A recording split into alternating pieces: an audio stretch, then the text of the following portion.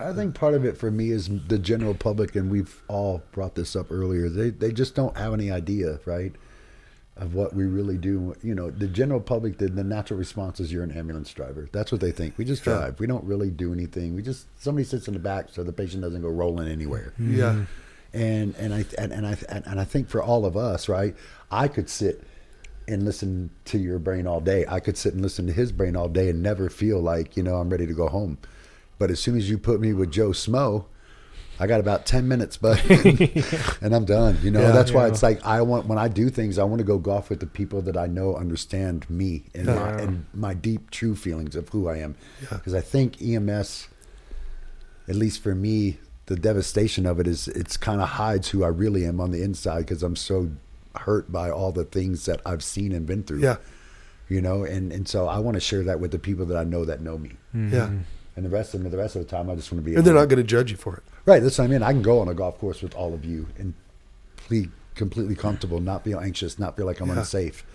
But I could go with you and 4 other people and feel completely anxious the whole entire time because I don't know them. Yeah. You see what I'm saying? It's just that's what it does to you. Mm-hmm. But I don't have a problem being extroverted with the people I love and that I know. Yeah. I just don't want to, you know, I don't want to go wait in line at this place and then I just get around a bunch of people and I don't want to be there. Well, there's a certain familiarity, I think, with people that have been in your shoes that can relate to some of the things you've seen. Not every, you know, we all can't relate with. I mean, some of these stories you've told are just absolutely shocking. Like, you can't replicate that. Nobody else is going to be able to feel how you felt on that call, but at least you know Casey has dealt with similar tragedy. You know what's going on in his head's going to be similar. You know, not the same. He's not going to feel the exact same way. We all process things differently, but at least you know he's been on those calls that are just absolutely devastating. You know, what I've noticed, the biggest thing that I've noticed when I look back at 27 years, that's how long I've known you, and look how long I've known you now. And I mean that just, you know, I look back on that and then it just makes me realize that, you know, there is kind of a brotherhood with those kind of old school guys in this business because of that. Mm-hmm. You know, just like the military guys that are these Delta guys and all, they sit and talk with those guys because they know they were right next to them in that. Mm-hmm. I know you've seen some stuff. I know you've seen some stuff. Yeah. And when you go and talk to somebody that knows that, regardless if it's what I've seen or not, right, they've still shared that same instance, that same moment where they're on a scene and they're like, oh, what is this? Like, I've never seen anything like this. And it's not just local. Right. I've got a huge network of medic friends all across the country. And I know that my friend Lisa in California, I know that she's been through the same things. I know that my friend Dave, he lives in Florida but still works in New York once in a while, New York City. I know that he's been through. Steve, I know that he's, you know, he was a FDNY EMS chief. I know that he's, you know, I could say something to them and they could relate to it. Not necessarily to the exact amount, but they can relate to everything that I tell them. You know, Todd down in Texas. I mean, it doesn't matter, you know, where you're from. When you're in this industry, you build a bond between those people, seen or unseen. Sure. And known or unknown. I mean, you know, got a new friend, Brandon, down in Texas that, you know, I know that I've got a bond with him, not just because of like playing the bagpipes with the guy, but because of the job he does. And so anyway. What does retiring from EMS look like to you guys? What? Retirement? Retirement. What's We're allowed to do that? Actually, I'm getting to the end of it, you know, and I ask myself that question every day. What's next? I struggle with the fact that I won't be taking care of patients anymore. I really struggle with that part of it. That doesn't surprise me. I would totally believe that from you, from your character and what I've learned from you. Yeah, I could believe that 100%. I don't struggle with the fact of getting out of the ambulance because I'm old as hell, you know, and my knees hurt and stuff. Mm-hmm. But I do really enjoy taking care of the patient. I really do that. And I just don't know what it's going to look like, and I don't want to stop doing it and then die the next day. You know what I mean? Because of it.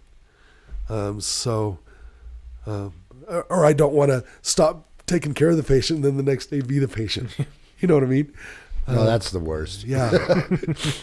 Oh gosh, Pete, he goes, you know what we should do? We should build a nursing home for EMS. Oh man, And dude. he goes, could you imagine? He goes, they'd put you on the stretcher. Okay, Pete, are you ready to go to the hospital? He goes, and then I'd pee the bed or poop the bed. You know what would happen in a both. place like that, dude? You'd have No, I'm somebody ready to like go. me in there wanting to prank everybody. Oh, yeah.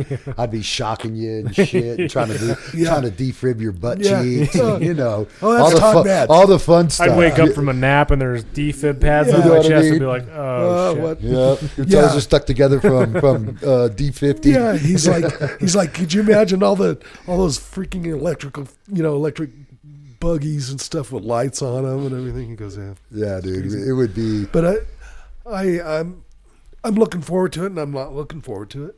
I don't, I've got a plan. August 10th of 2026 will be 50 years to the day for me. I plan to make it to that day, on the street. After that, I plan on coming off the street.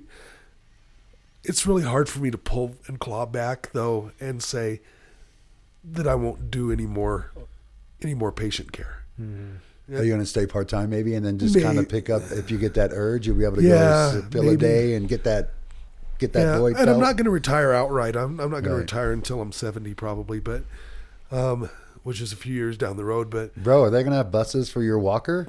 right, They're already small enough as it is. Excuse me, sir. No, that's not a coat hook.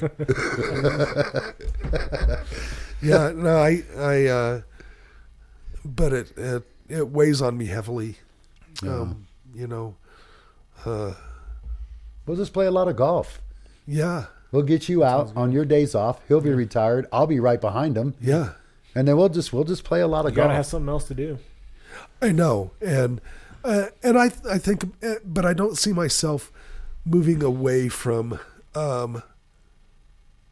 this necessarily. I do have, we've got Eric talks to me all the time about starting a business and stuff, and I can't go into it necessarily, but that guy is freaking brilliant, that dude, and he's always, I would hate to be inside his brain because it's just always going, and he's always got ideas here, and he's like fearless, that guy, just crazy. Are we talking about that's This guy, he used to work for us, and then he was a flight nurse, and then a nurse, and Eric? yeah, Okay.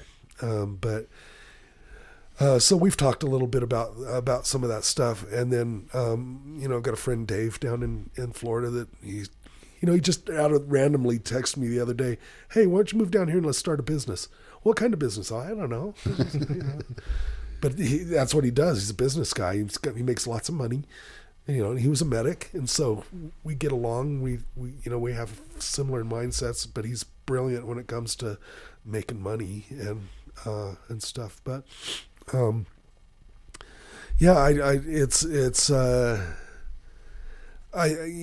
probably 5 years ago, the picture was clearer, and the closer that I get to it, it kind of fuzzies a little bit.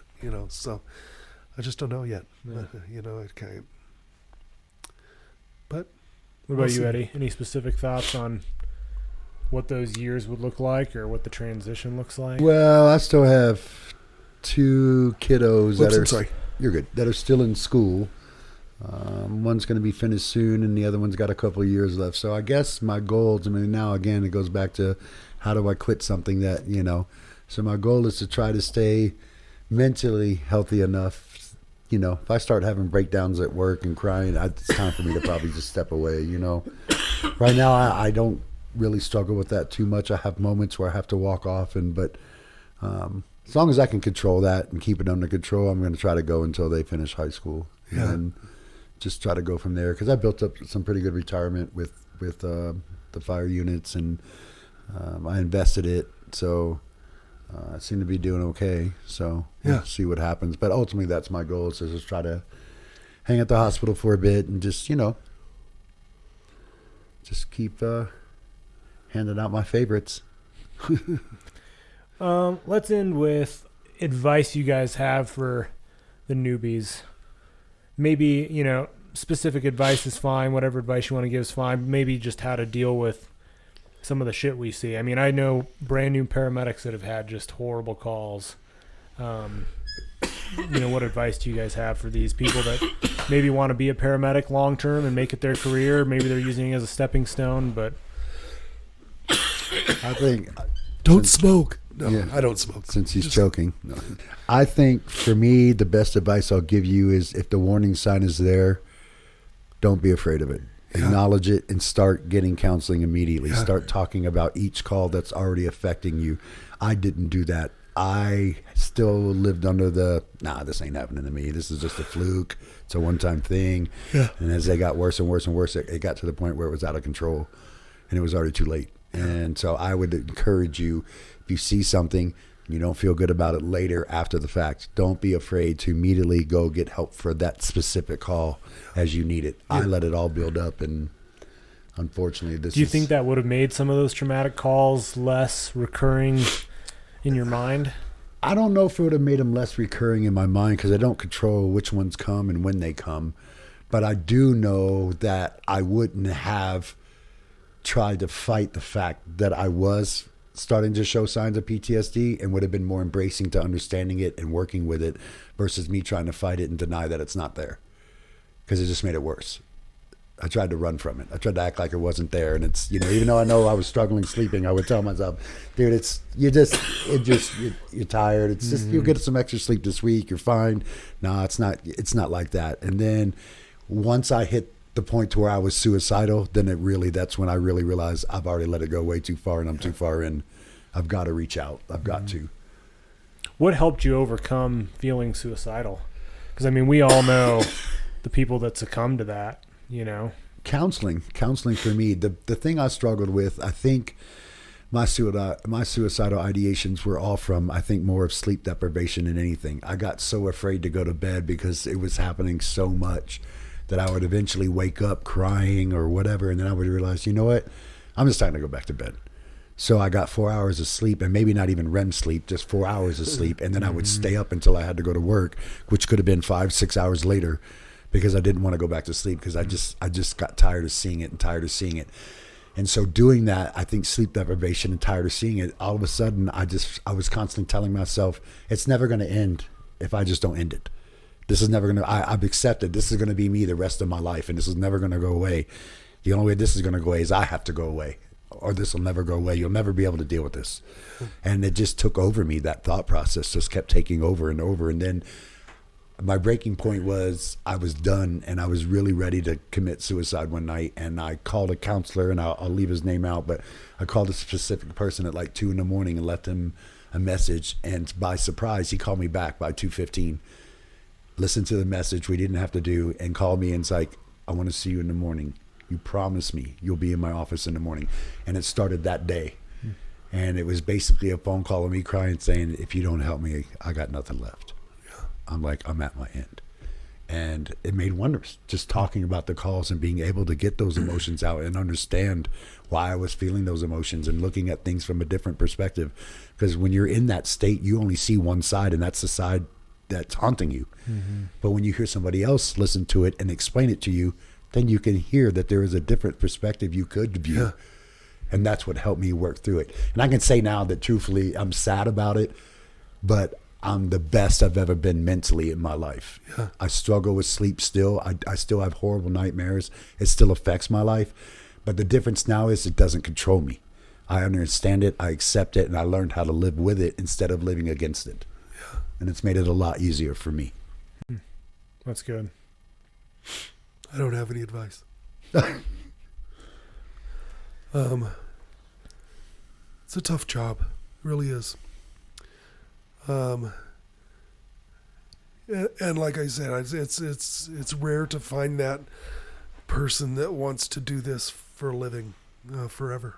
There aren't very many. I mean, you can count on one hand here in Colorado, in this city that where I work, that Rob, Kurt, Terry, Dennis, me. That's it. Josh.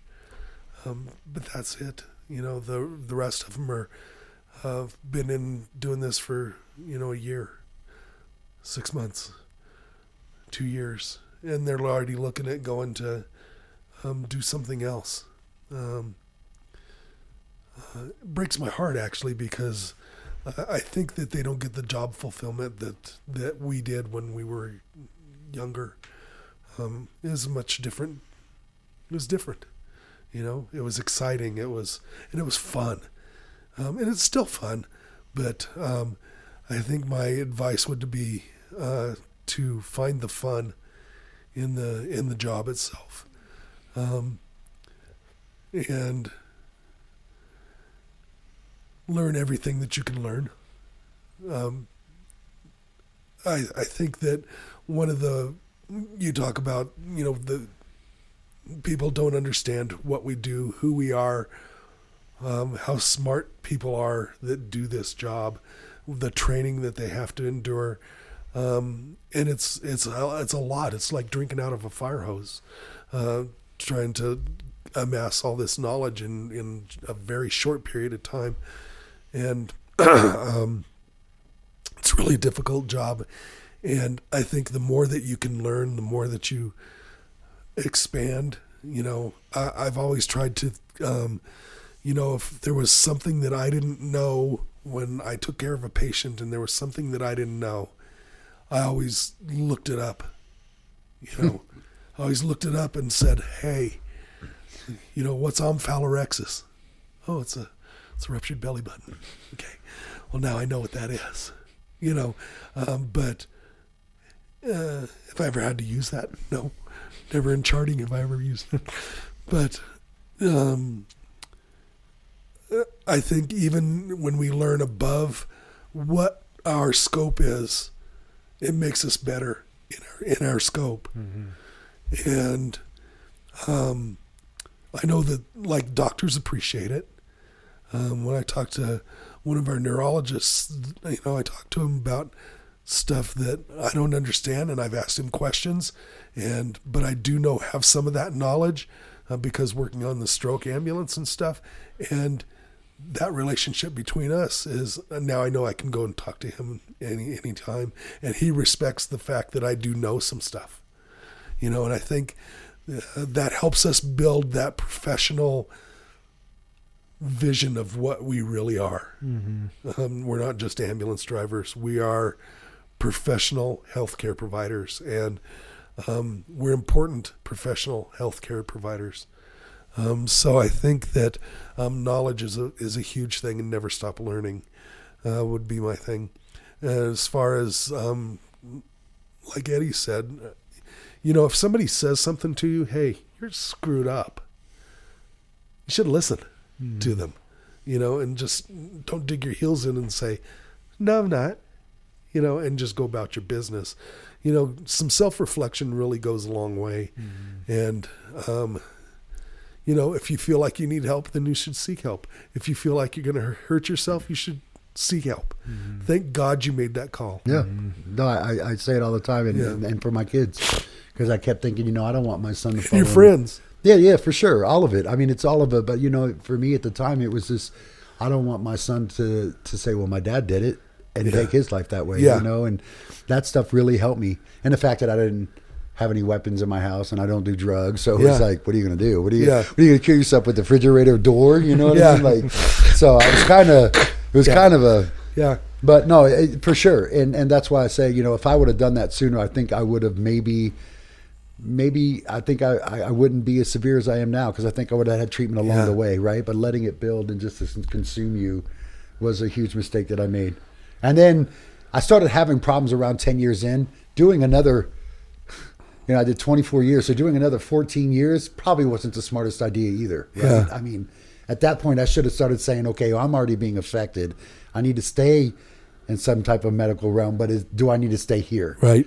And I tried to push through that and say, just a couple more years. I'm just a couple more years, more years, you know?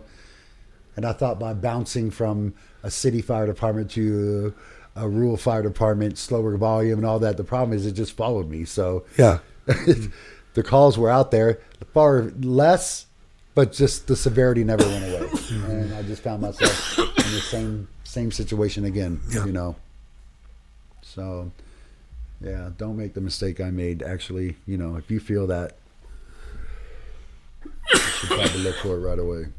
Well, we've discussed this, that I feel bad because I don't feel bad. Right. You know, I feel bad because you feel bad. Right. I feel bad because I don't feel like you. Right. You know, and it makes me think there's something wrong with me as well, because I don't feel like that. And it's completely opposite on our end, because I look at you and go, man, how come me? How come, you know, not him and me? Yeah, it's weird. Like how come he doesn't understand? I mean, not understand. How come he doesn't have this issue of sleeping? Like he's been doing it longer than me. But I do you have. would think, you know, if time is this guy should be killing me with this right now. If it is, you know, and I don't know. It's I don't even know how to explain it. I have trouble sleeping. Do you? I do, but it's not because of calls. It's because of the business part of it. It's because of the way it's run. It's because of the things that I see as injustices to the people that work. That's what I have trouble with. And I'll find myself in the middle of the night, I'll pop up, my head will pop up off the pillow and go, "What? Why are we doing that to people?" You know? And I don't know. So I think we probably all have different triggers. And I really try to remove myself from it's not my emergency. It's their emergency, not my emergency. And that's served me well. But I think we all have our triggers and things that cause angst. Yeah, somebody on the podcast said, you know, you don't get to decide what those triggers are or which calls affect you. It's going to be different for everybody, but at least you get to decide how you respond, how you get help. Yeah.